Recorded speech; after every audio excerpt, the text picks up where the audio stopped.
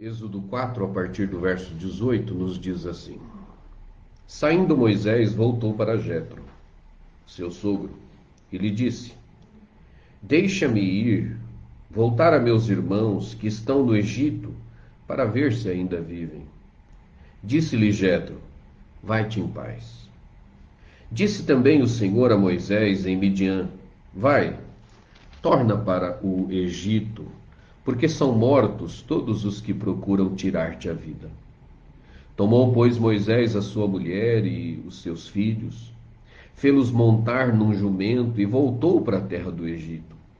Moisés levava na mão o bordão de Moisés, o bordão de Deus. Disse o Senhor a Moisés: Quando voltares ao Egito, vê que façais diante de Faraó todos os milagres que te hei posto na mão. Mas eu lhe endurecerei o coração, para que não deixe ir o povo. Dirás a Faraó: Assim diz o Senhor: Israel é meu filho, meu primogênito. Digo-te, pois, deixa ir meu filho, para que me sirva. Mas se recusares deixá-lo ir, eis que eu matarei teu filho, teu primogênito. Estando Moisés no caminho, numa estalagem, encontrou-o o Senhor e o quis matar. Então Zípora tomou uma pedra aguda, cortou o prepúcio de seu filho, lançou-o aos pés de Moisés e lhe disse: Sem dúvida tu és para mim esposo sanguinário. Assim o Senhor o deixou. Ela disse: Esposo sanguinário por causa da circuncisão. Disse também o Senhor a Arão: Vai ao deserto para te encontrares com Moisés. Ele foi e, encontrando-o no monte de Deus, o beijou. Relatou Moisés a Arão todas as palavras do Senhor com as quais o enviara e todos os sinais que lhe mandara. Então se foram Moisés e Arão e ajuntaram todos os anciãos dos filhos de Israel. Arão falou todas as palavras que o Senhor tinha dito a Moisés, e este fez os sinais à vista do povo. E o povo creu. E tendo ouvido que o Senhor havia visitado os filhos de Israel e lhes vira a aflição, inclinaram-se e o adoraram. Difícil tem sido a situação do povo de Deus já há um bom tempo, pelo menos há algumas décadas. A aflição começa antes do nascimento de Moisés, e Moisés agora já tem por volta de 80 anos e esta aflição continua. Esta aflição sobe à presença de Deus. O rogo desta aflição do povo sobe à presença de Deus. E Deus então aplica suas promessas, aplica sua aliança. Esse povo que está sob uma grande ameaça começa a ver a grande resposta de Deus, que trará para eles um grande livramento. Nós vimos nas duas últimas oportunidades Deus chamando Moisés para ser o instrumento de livramento deste povo. Mas Moisés apresenta desculpas que vão sendo pacientemente respondidas por Deus. Até que por fim Moisés revela a sua real razão. Ele não quer. Ele não quer ir até aquele povo. Ele não quer fazer esse trabalho. No verso de número 13 do capítulo 4, ele respondeu: Senhor, envia aquele que has de enviar, menos a mim. E então é quando Deus, em outras palavras, diz a ele: é você que vai, Moisés. Toma aí o bordão que eu disse que você vai fazer sinais através dele e vai. É assim que aquela porção terminou. O verso 17, Deus dizendo: toma, pois, este bordão na mão, com o qual hás de fazer os sinais. Moisés não tem outra alternativa a não ser obedecer o chamado do Senhor, confiar nas promessas do Senhor. se colocar nas mãos de Deus para ser o instrumento de livramento daquele povo. E o nosso texto começa então demonstrando que Moisés não vai de onde está, ele não abandona as ovelhas que está pastoreando, ele não abandona sua esposa e filhos, ele não deixa de dar uma satisfação ao seu sogro e vai para o Egito. A primeira coisa a ser destacada no texto é que o verso 18 diz que Moisés sai daquele monte, o monte de Deus, onde ele viu a sarça ardente, onde Deus falou com ele, e o texto diz que ele voltou para o seu sogro e lhe disse: deixa-me ir, voltar a meus irmãos que estão no Egito para ver se ainda vivem. Ao ler esse texto, eu creio que é razoavelmente natural nos lembrarmos de Jacó. Jacó foi aquele que entrou no Egito com os seus descendentes, mas antes disso, Jacó foi aquele que saiu da casa de Labão para retornar à sua terra. No entanto, nós temos diferenças significativas, né? Labão saiu escondido, conversou com suas esposas, juntou as suas coisas e foi embora escondido do seu sogro. Já Moisés não faz a mesma coisa. Moisés conversa com Jetro, sabendo da possibilidade de Jetro dizer que não. E Jetro tinha razões para isso, né? Moisés talvez fosse o único homem naquela casa, fora Jetro, a menos que as suas outras filhas também já tivessem se casado, e nós não temos estas informações, mas por certo Moisés vinha sendo útil ao longo de todo este tempo, e deveria ser natural de Jetro que quisesse conservar sua filha, conservar seus netos, conservar Moisés para prosseguir trabalhando pela família.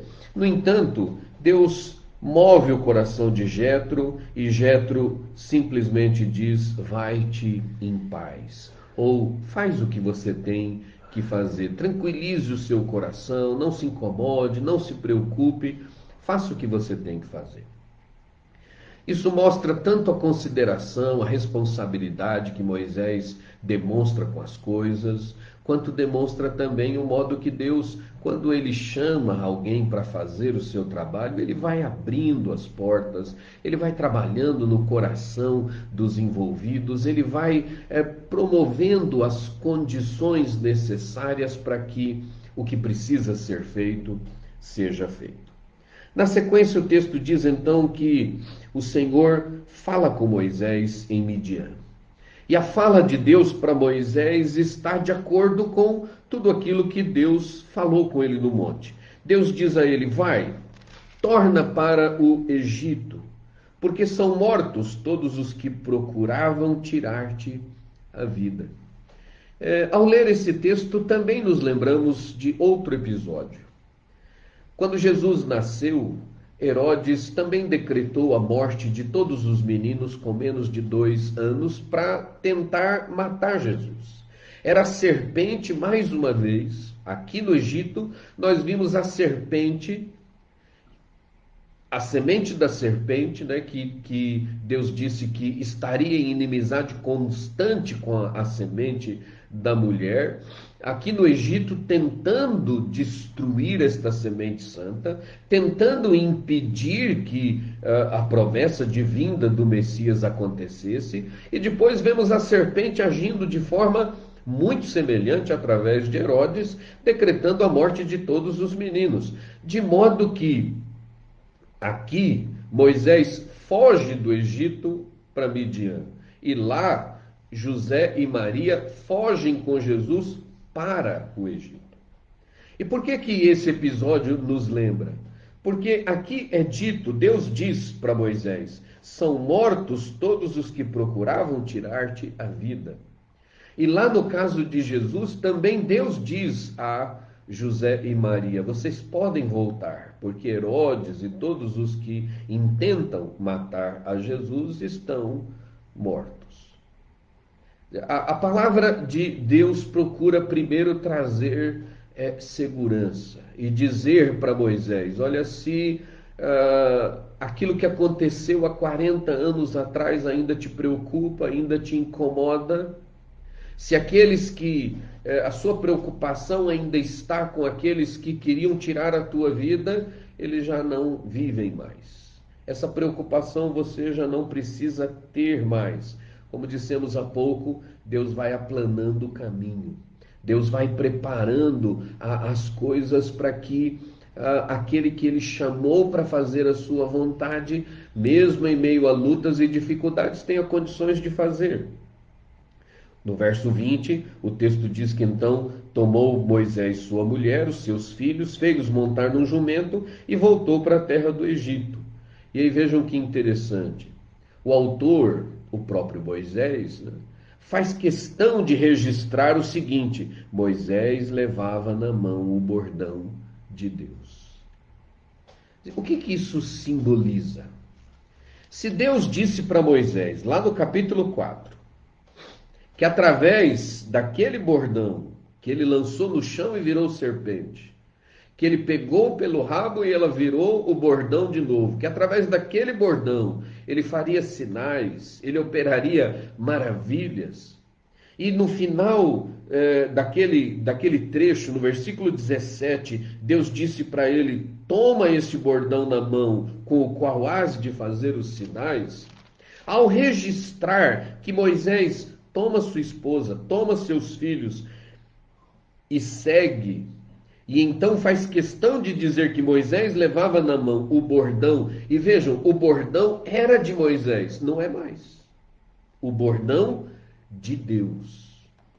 E por que é o bordão de Deus? Porque é através daquele instrumento que Deus vai manifestar o seu poder. Isso revela, ao registrar que Moisés está levando o bordão, isso revela confiança. Deus disse que vai fazer, então ele vai fazer. Isso revela obediência. Deus disse para levar o bordão.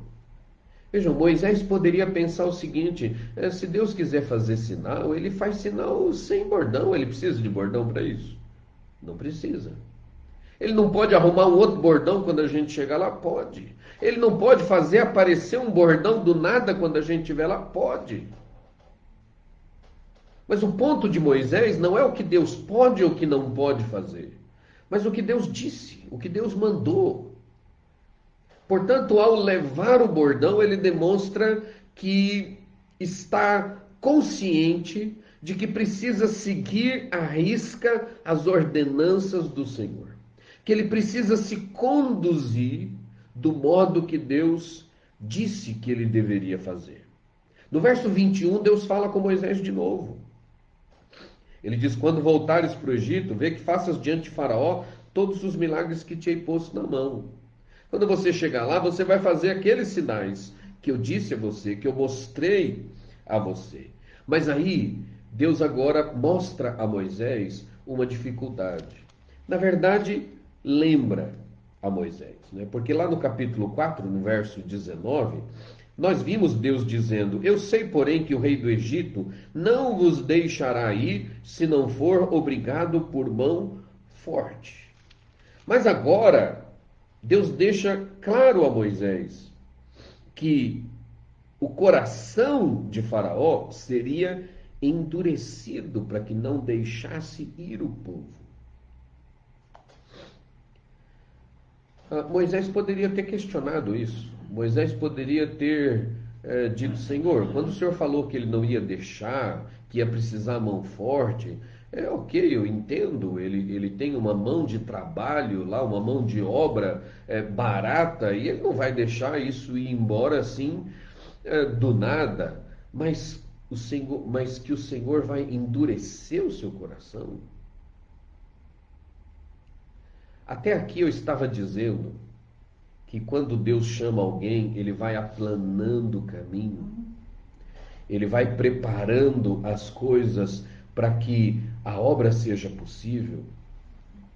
Mas aqui ele deixa claro de que as coisas não vão acontecendo sempre do modo fácil.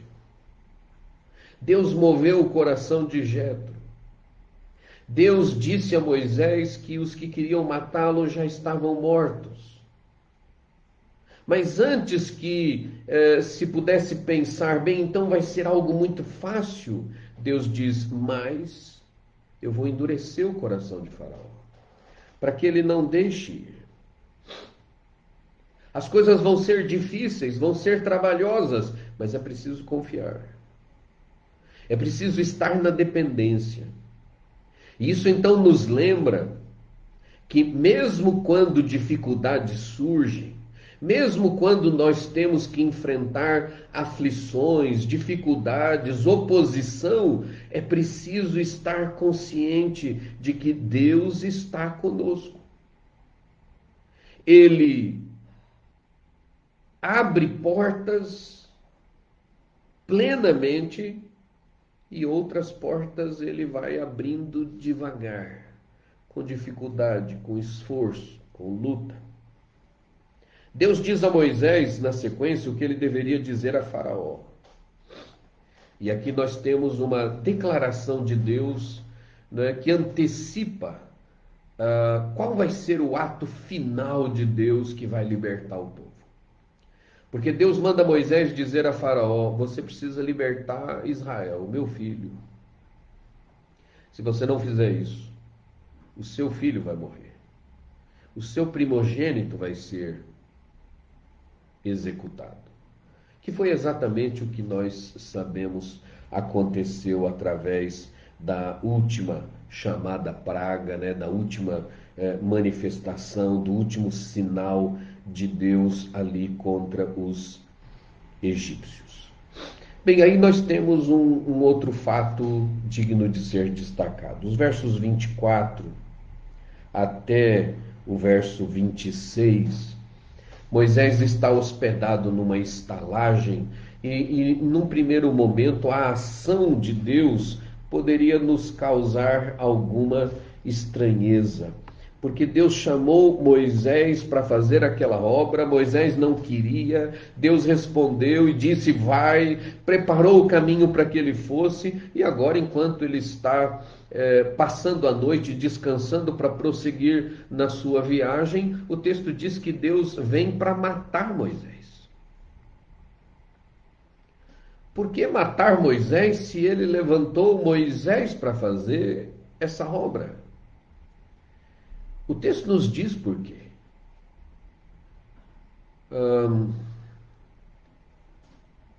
Moisés quebrou a aliança. O filho de Moisés não havia sido circuncidado. E quando em Gênesis Deus estabelece a circuncisão como marca do pacto com Abraão, ele diz: todo aquele que não for circuncidado, ou todo aquele que não circuncidar os seus, será eliminado, porque quebrou a aliança. O ponto aqui é o seguinte: Moisés não podia ser o representante de Deus na restauração da aliança se ele não estava obedecendo a aliança. Moisés não poderia conduzir o povo se ele mesmo estava em falta com um ponto claro da aliança. Bem, por que Moisés não circuncidou seu filho? Pode ser porque ele estava em terra estranha, pode ser porque ele havia entendido que ele já não fazia mais parte deste povo porque precisou fugir, pode ser porque a sua esposa, por ser midianita, né, e não hebreia, não tenha concordado com isso. Os motivos são os mais variados. Mas a grande verdade exposta neste momento e neste caso é que a circuncisão não foi feita. E por isso, conforme a determinação de Deus, Moisés deveria ser eliminado. Deus move o coração de Zípora e ela acaba fazendo o que já deveria ter sido feito. Isso então nos mostra que para sermos instrumentos nas mãos de Deus, para a promoção do reino, nós precisamos fazer parte do reino. E para fazer parte do reino, nós precisamos estar em aliança com o Senhor. As marcas da aliança precisam estar em nós. O compromisso da aliança precisa estar em nós. É claro que as marcas da aliança são apenas e tão somente um sinal externo, que o mais importante é a circuncisão do coração, que o mais importante é a fé, o mais importante é esse desejo intenso de servir ao Senhor. No entanto, o que Deus estabeleceu é que aquilo que aconteceu dentro deve ser manifesto através de sinais fora. Quer dizer, aquilo que é real interiormente precisa ser marcado exteriormente. Assim, Moisés precisava estar de acordo com as condições da aliança. Moisés precisava professar uma fé verdadeira na aliança, estando ele incluído na aliança e incluindo os seus nesta aliança, para que prosseguisse nesta empreitada, nesta tarefa de ser instrumento nas mãos de Deus para a libertação do povo. E a partir do verso 27, então nós temos aqui a descrição do final desta parte, onde Deus vai até Arão e diz a Arão: vai ao deserto para te encontrares com Moisés. E Arão obedece. São décadas sem se encontrarem, sem se verem, talvez até sem obter notícias um do outro. Mas imediatamente após Deus dizer, vai encontrar Moisés, Arão vai. E onde eles se encontram? Final do verso 27, ele foi encontrando no monte de Deus, o beijou. Naquele monte onde Deus se manifestou através da sarça. Naquele monte onde Deus vai mais à frente entregar as tábuas da lei e selar a sua união, o seu casamento, a sua aliança com o seu povo através da escrituração da lei. É nesse monte que eles se encontram. É neste monte que eles selam uma parceria. Uma parceria que foi estabelecida por Deus a partir de uma das desculpas que Moisés deu, né? Eu não sei falar, eu não consigo falar, eu sou pesado de língua, eu vou ter dificuldade. Então Deus disse, eu vou enviar Arão com você, você vai dizer tudo que eu te disse para Arão, e Arão vai dizer para o povo, em seu lugar. Quando Deus manda Arão encontrar Moisés, é mais um sinal de Deus de que ele está cumprindo com a sua promessa. Vejam, Moisés não vai até o Egito e procura Arão para relatar as coisas. Deus manda Arão encontrar-se com Moisés. E esse ato sobrenatural de Deus mostra a Moisés que de fato Deus está conduzindo tudo e que as coisas vão acontecer do jeito que Deus tem estabelecido. Deus disse, vou mandar Arão com você, e antes que Moisés chegasse no Egito, exatamente no monte onde Deus prometeu que enviaria Arão com ele, Deus manda Arão para lá, para que eles se encontrassem. O verso 28 diz que Moisés contou tudo para Arão, tudo que Deus havia dito, todos os sinais que Deus tinha feito. O verso 29 diz que então eles se vão, juntam todos os anciãos. Lá no capítulo 3, no versículo de número 16, Deus tinha dito, vai junto os anciãos de Israel e dize-lhes, o Senhor, Deus de vossos pais, o Deus de Abraão, o Deus de Isaque, o Deus de Jacó, me apareceu dizendo, em verdade vos tenho visitado e visto que vos tem sido feito no Egito, e diz que vai fazê-los subir. E o que o verso 29 nos retrata é que Moisés faz exatamente o que Deus ordenou que ele fizesse. Eles ajuntaram todos os anciãos. Mas o verso 30 mostra que o que Deus disse que ia fazer, de novo ele faz. Arão falou todas as palavras que o Senhor tinha dito a Moisés, e este fez os sinais à vista do povo. Deus disse para Moisés: Moisés, vai, eu vou mandar Arão. Você vai falar para Arão, Arão vai falar para os anciãos. Você vai pegar esse bordão que eu estou mandando você levar, e você vai fazer os sinais diante deles. E então o verso de número 31 diz: e o povo creu. Quando nós voltamos no capítulo 3, o verso 18 diz: e ouvirão a tua voz, e irás com os anciãos de Israel ao rei do Egito, e lhes dirás. Deus está dizendo: você vai juntar os anciãos, você vai falar com eles, e eles vão crer. E aí Moisés continua com suas desculpas, até que diz: olha, eu não vou conseguir falar com os anciãos, eu sou pesado de língua. Então Deus diz: eu vou mandar Arão com você, Arão fala com eles, você faz os sinais, Arão fala, e eles vão crer. E o verso 31 diz: e o povo creu. E tendo ouvido que o Senhor havia visitado os filhos de Israel e lhes vira a aflição, inclinaram-se e o adoraram. Qual é a reação esperada? Qual é a reação própria, a reação adequada de quem ouve a palavra de Deus?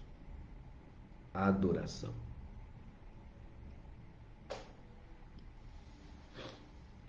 O que Arão fez foi expor a palavra de Deus. Arão relatou aos anciãos tudo aquilo que Moisés havia lhe dito. E o que Moisés lhe disse? O que Deus lhe disse. A palavra de Deus. As ordenanças do Senhor. E quando se ouve a palavra de Deus e Deus move corações, o que é que acontece? Fé. O povo ouviu a exposição da palavra de Deus e o povo creu. E tendo crido, adorou. Todo o restante da obra, que começa no capítulo de número 5, com Moisés, Arão, os anciãos falando com Faraó, e as reações de Faraó diante de tudo aquilo, não acontecem antes que a palavra de Deus seja exposta, antes que haja fé verdadeira, antes que haja adoração. Algumas lições para nós. Ao ler esse texto, uma das primeiras coisas que deve vir à nossa mente é: Deus é plena e absolutamente confiável. Tudo que Deus havia dito a Moisés, Deus fez no que era para ser feito até aqui. Todas as promessas feitas por Deus através da sua palavra estão sendo cumpridas. Isso quer dizer a nós que quando nós lemos as Escrituras e vemos que o Senhor prometeu que o Messias viria e o Messias veio, e que Deus prometeu que estaria com seu povo todos os dias e Deus tem estado, que Deus sustentaria o seu povo e Ele tem sustentado, que o Evangelho se espalharia pelo mundo e o Evangelho está se espalhando. Se todas as coisas que Deus tem prometido estão acontecendo, então o Deus que disse que Cristo viria e Ele veio, é o Deus que disse que Ele vai voltar. Então Ele vai voltar. Nós podemos olhar para a Escritura e ver que uma série de promessas feitas por Deus já se cumpriram. O que deve nos levar a entender que todas aquelas que ainda não se cumpriram, vão se cumprir. Porque Deus é fiel à sua palavra. Deus não volta atrás nas suas promessas. Deus não deixa de cumprir o que prometeu. A segunda lição que o texto nos traz é que Deus, o Deus fiel, conduz. Conduz os que ele chama. Mas como ele conduz? Segundo a vontade dele. Convencer Jetro a deixá-lo ir foi fácil. Convencer sua esposa a acompanhá-lo foi fácil. As pessoas que queriam matar Moisés já não viviam mais. No entanto, o coração de Faraó seria endurecido. Isso quer dizer que no serviço do Senhor há momentos em que ele facilita a coisa.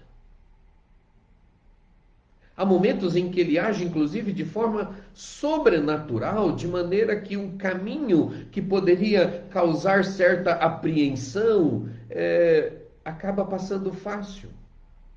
Quem sabe no caminho até de volta à casa do sogro, Moisés não estivesse pensando: como é que eu vou dizer isso para ele? Qual vai ser a reação dele? Como que eu vou convencê-lo? E segundo o relato do texto, foi relativamente fácil.